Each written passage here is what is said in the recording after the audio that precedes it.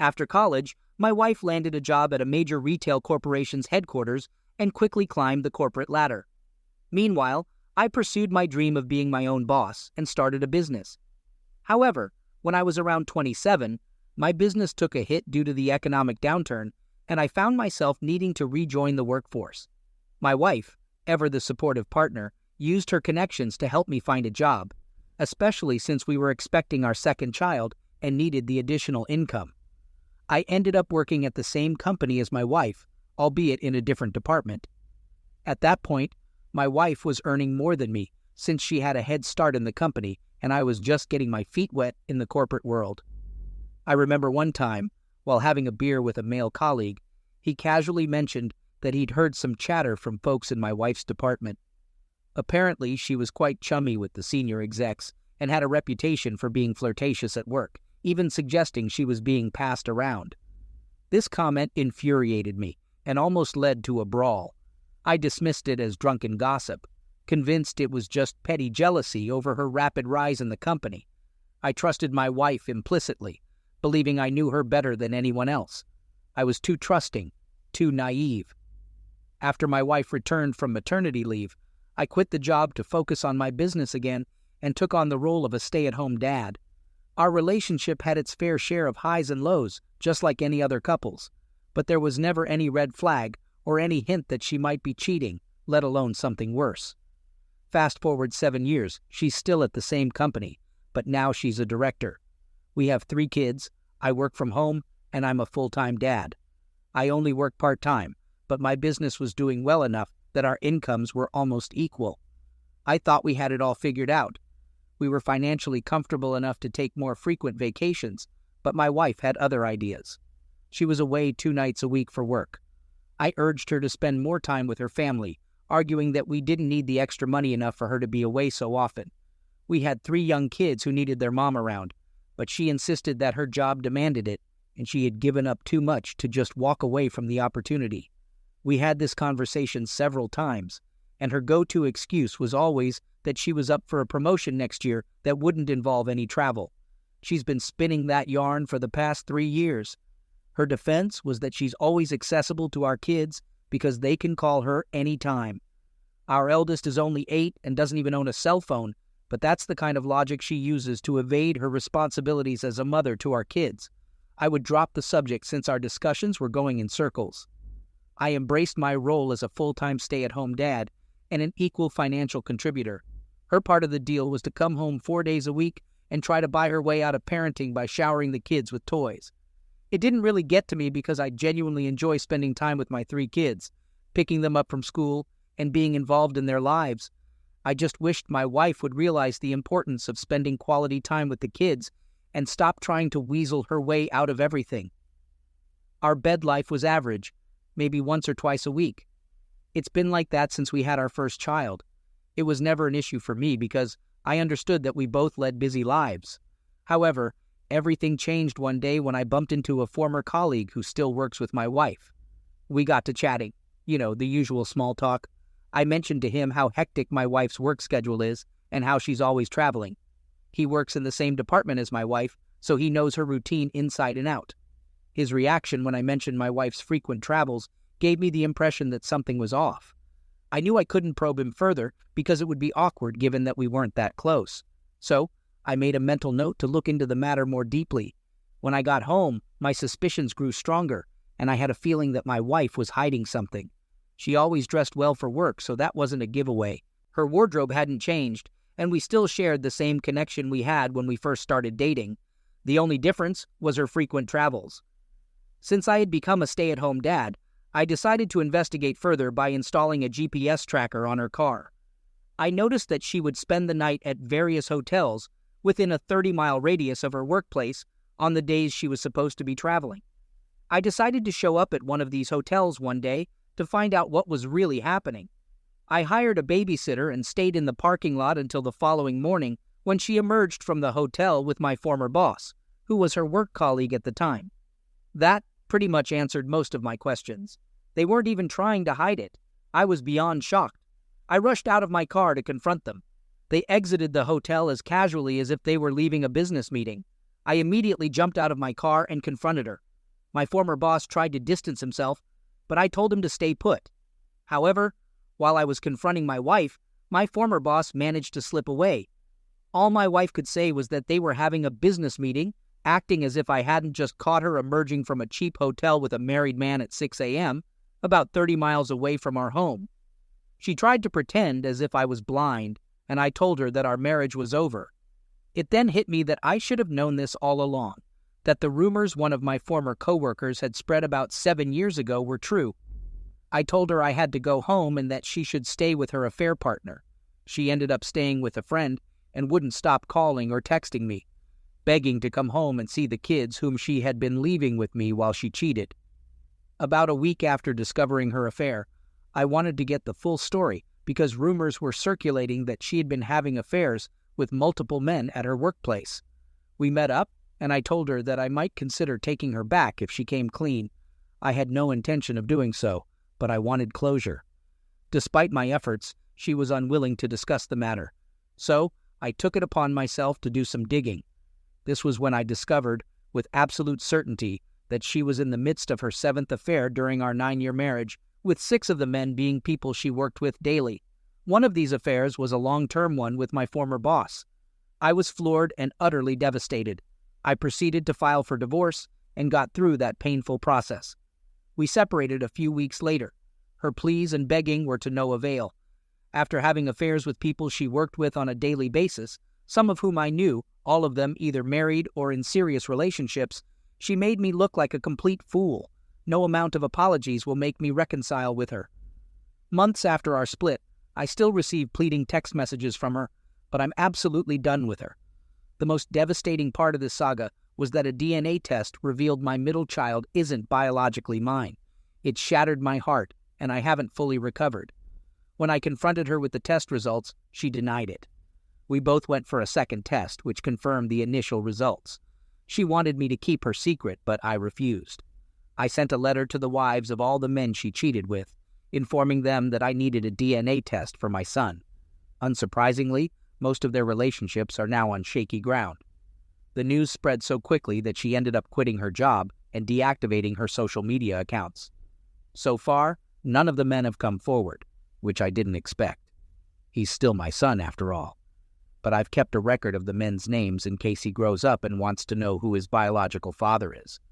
I'm currently in a relationship with a woman, an old classmate of mine, and I'm being extremely cautious this time around, but she doesn't show any signs of infidelity.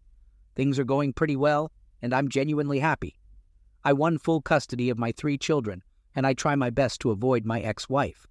It's gratifying to know that she's miserable, working a lower-paying job in a different field, and everyone who knew us knows how she ruined our marriage.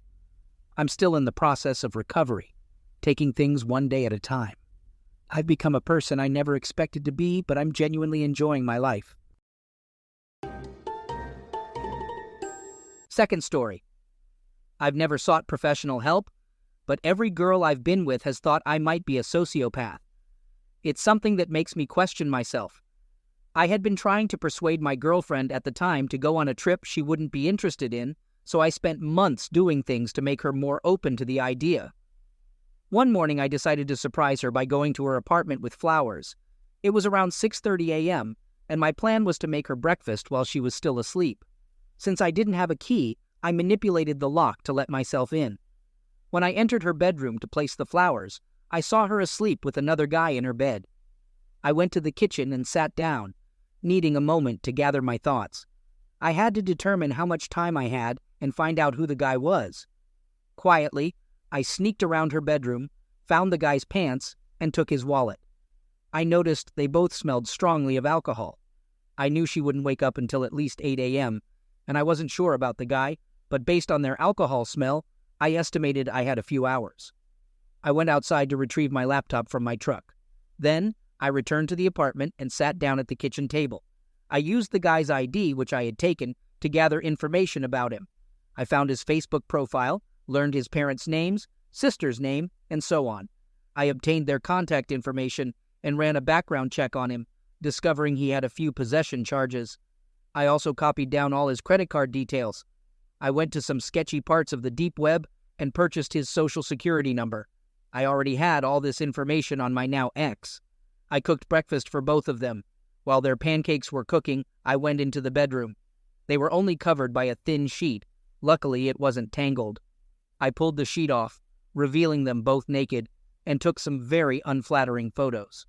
Afterwards, I returned to the kitchen, plated their breakfast, and sat at the table to gather my thoughts. I then went outside and placed my laptop in my truck. I brought their breakfast back into the bedroom and placed it on the nightstand. Then, I went back to the kitchen, grabbed a doorstop from the front door, and quietly brought a chair into the bedroom. I closed and locked the bedroom door, placing the doorstop at the base of the door under a dirty shirt. I set the alarm clock to go off in 3 minutes and sat down in the corner of the room, waiting. When the alarm went off, my ex woke up, turned it off, and noticed the breakfast. She smiled and looked at him, realizing he was still fast asleep. She seemed confused and sat up slightly. Then, she noticed me and exclaimed, "Oh, duck." I told her to sit there and be quiet if she wanted things to go smoothly. She knew me well enough to comply, nodding with a terrible expression on her face. I said, "You're going to get out of bed, walk to the other side, bend over, and wake him up. Kiss him, and tell him there's someone you want to introduce him to. Tell him it's very important that he doesn't get loud or get out of bed." She responded with frustration, but I interrupted her and said, "Be quiet and follow my instructions, or I'll put an end to this right now." She complied. I instructed her to get back into bed, and he turned towards me, still under the influence, and very confused. He asked, "Who are you? What the heck are you doing here?" I replied, "Just sit there quietly, and everything will be okay." My ex urged him, saying, "Just do what he says. You have to listen." I then told them, "I made breakfast for you. Eat it." Both of them were scared and uneasy. My ex picked up the plate and stared at it, while the guy refused, saying, "I'm not eating that." Despite his resistance, my ex insisted, "Just eat it, we have to." Reluctantly, they began eating, but each bite seemed agonizing for them. They believed I had poisoned the food and that they were going to die. In their minds, they were certain that consuming it would be fatal. Finally, I said, "Okay, that's enough. You can stop now." They simply placed the plates back on the bed. I told them, "Here are 2 options. I have enough information about both of you to make everyone you know turn against you, to leave you without a home, and even to make you contemplate ending your lives, because the lives I can create for you would be unbearable. That's option 1. However, there is another way. I'm a reasonable person, and all I ask is to never see either of you again. You'll move to New Mexico together, and I will let go of everything." They exchanged glances, but remained silent. I grabbed their pants, which were in front of me, and threw their cell phones back to them. I said, "Call your employers right now and inform them that you're quitting.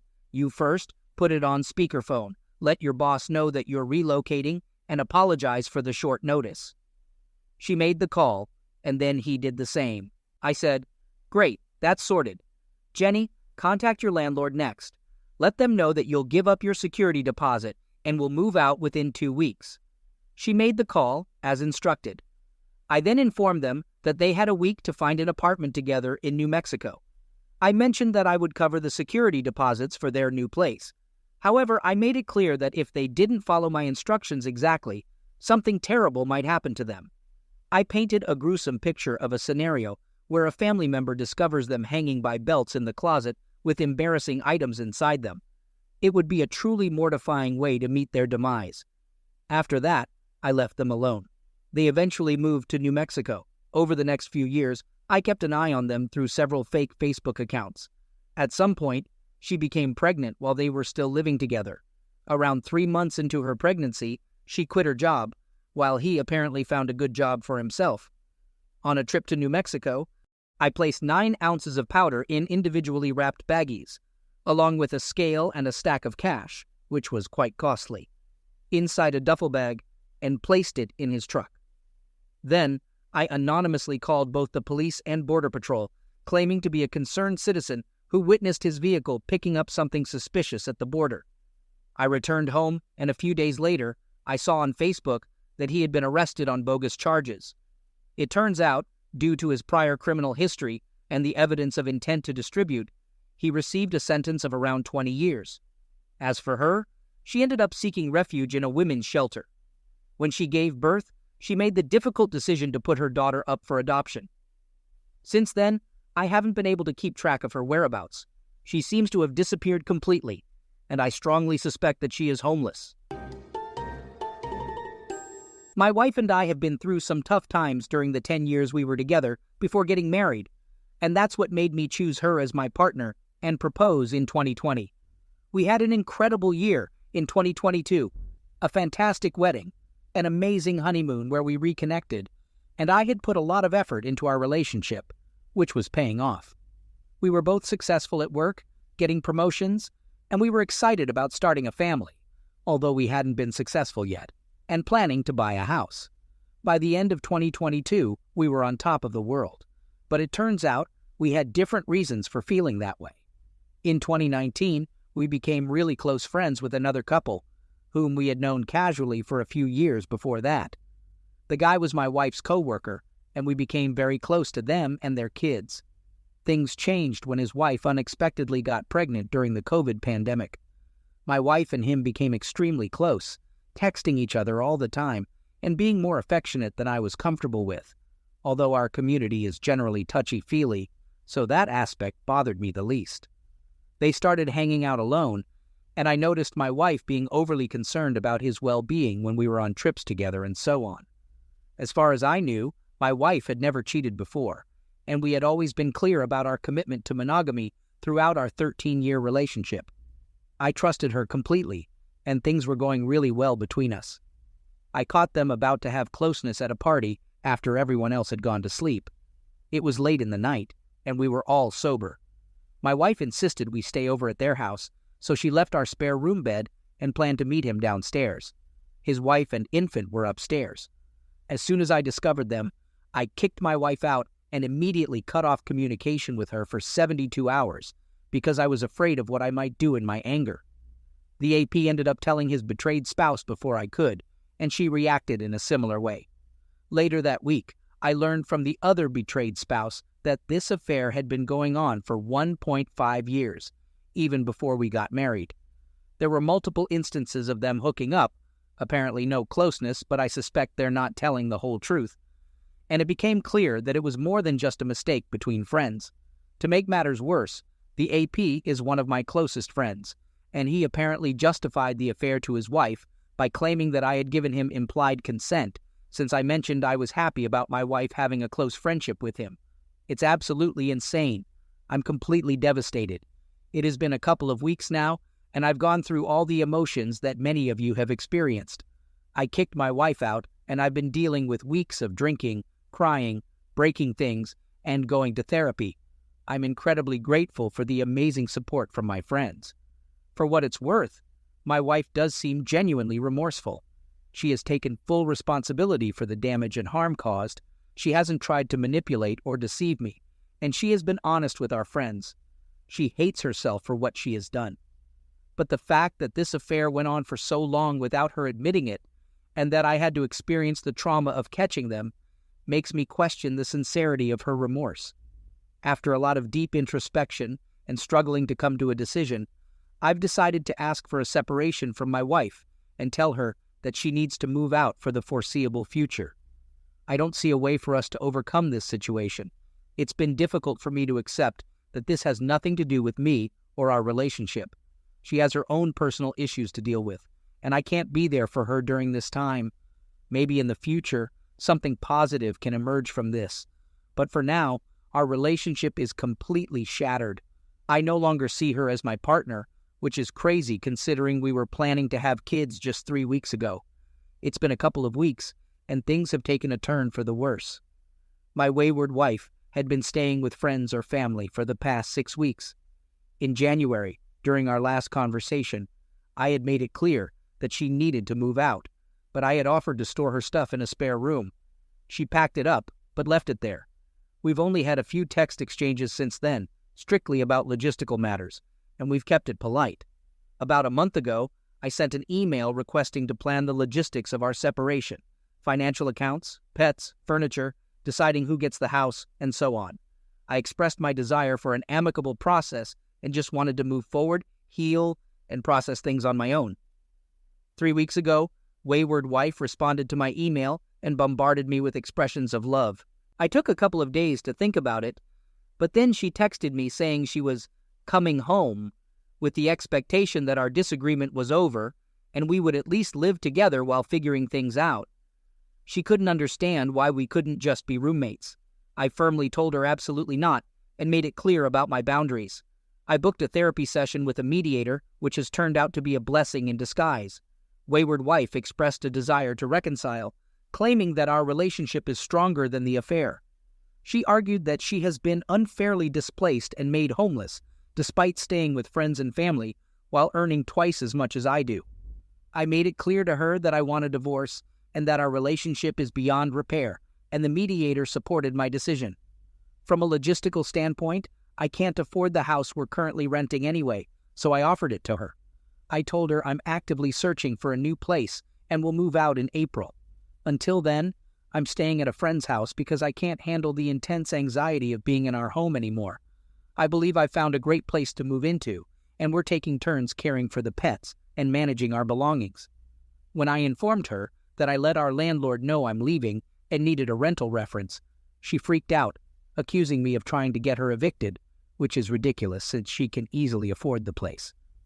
She called me last week in a panic, claiming I'm abandoning her during her time of crisis, and doing all of this just to punish her.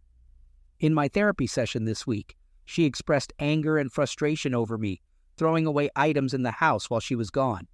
What she fails to understand is that I discarded gifts from her affair partner and the betrayed spouse, as well as a baby planning book that now brings me immense sadness. We were trying to have kids before all of this happened. It's unbelievable. Emotionally, we may have made some progress, but I continuously reiterate my boundaries. It has been helpful to have a third party, like the therapist, point out her delusional thinking and hold her accountable. However, she's clearly in a hysterical state, and I need her cooperation to establish a financial plan and smoothly navigate our separation with grace and dignity, just as I had requested weeks ago. But damn, she's completely lost it. It's all about her. No empathy left for what she put me through. In her mind, everything that happened after the affair came to light is disconnected from any consequences. She sees it as a series of injustices done to her. These therapy sessions help give structure to our discussions, which is crucial for my emotional well-being at the moment. But it's clear that she interprets everything as if it's all directed at her, just to spite her. I'll be moving out in 2 weeks, and oh boy, I can't wait to get out of here. I'm trying to be patient in hopes of achieving a better and less expensive financial outcome, but I'm worried she's going to lose it completely when I sign another lease. On the bright side, this whole situation has finally killed any lingering hope I had for reconciliation before going through with the divorce. Update. Here are some key points. While negotiating the financial agreement, she tried to make me pay for her egg freezing and future adoption fees, along with reimbursing her parents for their wedding gift. She accused me of making her homeless and abandoning her during a time when she needed support for her mental health. Without my knowledge, she secretly drained our joint bank account, despite our agreement not to touch it until after the divorce. She revealed this during a planned therapy mediation session and dismissively said that money wouldn't help me heal. Our therapist later called me and labeled her as a narcissist, advising me to distance myself as quickly as possible. Somehow, she discovered my new address, despite my efforts to keep it private, and showed up at my house. She refused to return my pet to me. As part of dividing our assets, she demanded my prescription medications and wanted me to provide her with pills she uses due to her obsession. After blocking her, she started using spoofed phone numbers to call and harass me. She called me a coward for leaving her and ending our future together, and she still portrays herself as someone in need of help due to her mental health crisis. Yeah, no wonder my therapist diagnosed me with PTSD after putting everything into words like that. A few weeks ago, I blocked my ex on all platforms, and my community has completely cut her off. However, she still emails me regularly, trying to convince me to go back to therapy, probably to salvage her reputation and friendships. She sends blog posts about how infidelity isn't a big deal and gives minor updates about our pet. Unfortunately, She refuses to give me full custody of the pet, even though it's actually mine, as a way to maintain contact through shared responsibilities like pickups and drop-offs. It's been heartbreaking to face the dilemma of feeling guilty versus prioritizing my own well-being by avoiding any contact with my ex at all costs. Now let's talk about me. I moved out 2.5 months ago. Some days and weeks go by when I feel content with my new life, and I find ways to distract myself from the loneliness. I try to reframe it as a sense of peace and freedom. However, there are still moments when it becomes overwhelming, and I feel depressed and in pain. I experience a sense of emptiness, numbness, and question the purpose of my life. Although I have a fantastic therapist, a supportive group of friends, engaging hobbies, and a healthy self-care routine, there are limits to how much they can alleviate the pain. The other betrayed spouse and I are really close. We were good friends long before this. She's incredible and serves as a shining example of strength that I admire. She has become a beacon of light in my life in more ways than one. However, there are still many challenging days. She has also filed for divorce. Our first wedding anniversary, we were together for more than 12 years, was a couple of weeks ago, and it brought back intense memories of the pain and devastation I felt when I first discovered the affair. I've been feeling angry, depressed, and overwhelmed by the unfairness of losing the life and partnership that I'd worked so hard to build and was proud of. It hurts to know that she chose to marry me, even though she knew I didn't consent to her actions. I'm grieving for what I've lost. I recognize that I have a lot to offer, and my life still holds potential. I can be perfectly fine on my own, but that was never the path I chose. On many days, I still struggle with pain and heartache. I make an effort to work out vigorously. I've lost some weight. I spend time outdoors, see my friends often, and prioritize getting better sleep. I've also sought help through medication to manage my anxiety. It's progress, but I can't say that I'm completely killing it. Unfortunately, I'm still dealing with the effects of the situation. Filing for divorce this week and working on a financial agreement didn't bring me much satisfaction. There was a small sense of accomplishment, but it was overshadowed by the worry that she might react in an extreme and unpredictable way. I'm still not functioning at 75% of my capacity at work, and it's starting to take a toll on me, especially because I work in a demanding field, despite having a boss who understands my situation. I try to focus on the present moment and not think too far ahead. There are times when I compartmentalize the pain, allowing myself to temporarily set aside my own trauma and look beyond it. However, I'll be honest, I'm not sure if I'm moving forward now out of habit, momentum, or a genuine desire for my life and career. Emotionally, I feel drained, as if a shadow is creeping into my vision and dampening the enthusiasm I used to have for life before all this happened. It's clear to me that this person is a narcissist. Professionals have confirmed it, and I have no desire to reconcile with her. I can't say that I'm completely indifferent yet. It's more of an intense feeling of repulsion. Hopefully, one day I'll reach a point of true indifference. I've been mourning the loss of something intangible in our partnership. It's like a pillar or a keystone has been removed, and I struggle to put a name to it, but I can sense its absence.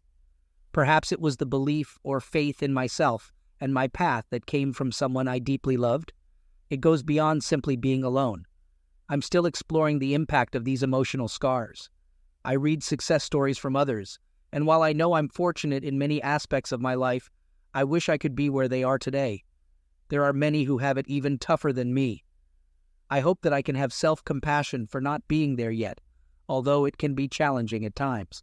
I try to see it as a season of experience that will eventually come to an end. To those of you going through similar challenges, I wish you the best of luck. Recovery is a long, messy, and winding road.